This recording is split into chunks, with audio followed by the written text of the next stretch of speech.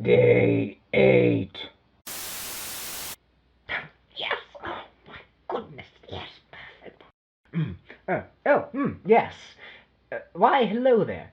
James Cronus here. So down there, Great counts! Where do I start? Forgive me. I believe I may have discovered something that might change everything. This'll be for the records for sure. As I had mentioned before, I returned to that spire and went down the cavern tunnels once more. The travel itself was, I guess, fortunately, uneventful. Above ground is as bland and flat as ever. Down below, the change of scenery was nice. The glistening gem-laden walls were never a boring sight. But in the massive cavern, that's where the fun really started. Yes, by the way, to be clear, analysis of the smaller crystals did in fact confirm that said gems were of the same general elemental composition as the behemoth brethren. Neato. It lends to my hypothesis of a compositional adaptation, or at least to the part about the lower magma bringing up the material for these crystals to form. I collected more samples in the cavern, of various points on a number of giant crystals, that were within my grasper's reach, and hopefully we should see further evidence of structural integrity adaptation. Just visually speaking, the crystals do seem to look different as you look up and down each one. The differences in the visual spectrum were very subtle. Most of the crystals were variations of off-white or clear, but you could still see layered differences in opacity and visual texture. At this point I brought out the multispectrum lightwave analyzer I had packed away on my suit's improvised utility belt. First thing was to check for hotspots in the infrared. As expected, down deep below there was a good level of heat, definitely in the magma melting range. Thank heavens for this clunky suit's environmental control settings. One up vent and I, without heat protection, would most definitely have been cooked. Now, what I didn't expect was how hot the giant crystals themselves were. I mean, they were easily near magma temperature as well, which I found astonishing. I guess that also helps with the heat resistance hypothesis, perhaps. It's strange, though.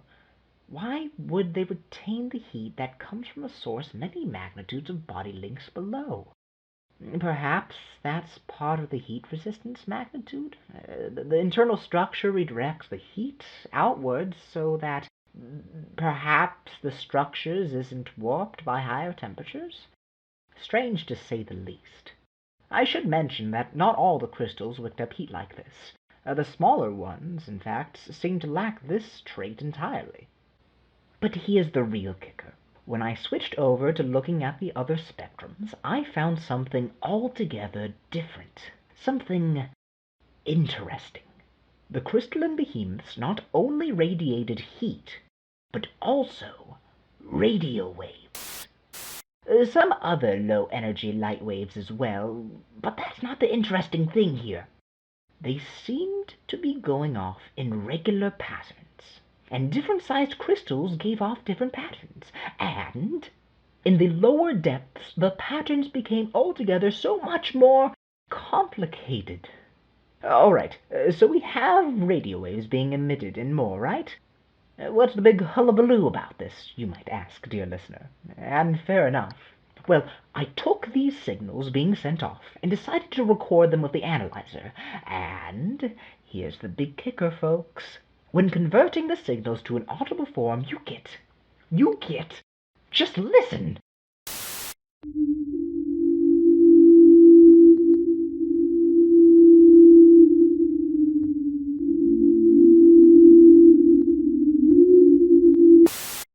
But wait, folks, that's not the end of it.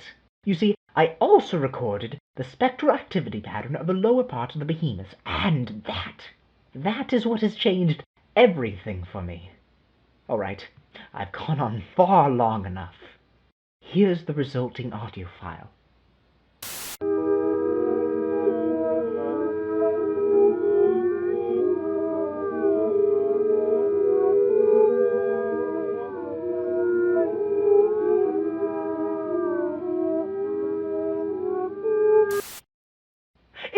song! Can't you hear it? It can't just be me, right? This changes everything. It can't just be me. Anyhow, after a little more time down there, I was beginning to face some odd behavior with my instruments. It seemed like a combination of added interference and generally glitchy behavior. This is more than likely due to the heat that was leaking into my instruments due to less than perfect improvised heat-proofing. I also didn't want to have to spend another sleep cycle in the cavern to wait out the sun's more extreme period of intensity, so I decided to keep my exploration short. I got what I needed anyhow, and it was probably for the best. I did not want to play with the potential magnetic upwelling that could have honestly started at any moment. Thus I trekked back up to above ground, plentiful samples in tow, and journeyed back to the pod before dawn arose. Before I left, I did remember this. I also checked that old spire above. And yes, it does emit a similar range of radio waves, just much more weakly.